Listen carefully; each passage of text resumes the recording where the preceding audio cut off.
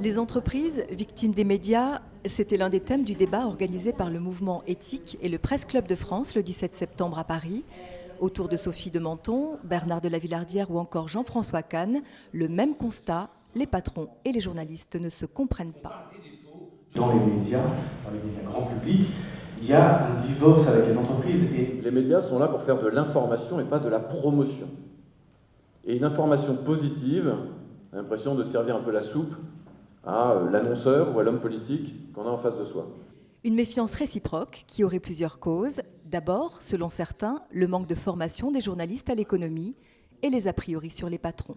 C'était extraordinaire quand vous êtes un entrepreneur, une boîte qui marche, vous créez de l'emploi, vous êtes contente, les clients sont contents.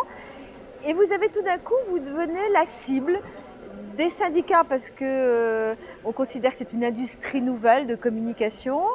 Et vous devenez la cible des médias. On aime en France les boîtes petites, un peu malheureuses, qui ont du mal à joindre les deux bouts. Le succès n'est pas sympathique, l'argent est détesté.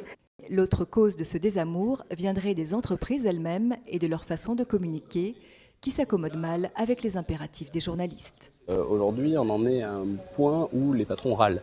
Ils font tous le même constat, on parle de moi mais en mal, on dit jamais les choses bien que fait mon entreprise. Le problème, c'est que les patrons n'arrivent pas à identifier la problématique. Le journaliste, lui, on lui demande de faire court, on lui demande d'être accrocheur, de vendre, et on a en face un chef d'entreprise qui lui parle de choses qui ne l'intéressent pas ou qui, pense-t-il, ne vont pas intéresser son lecteur.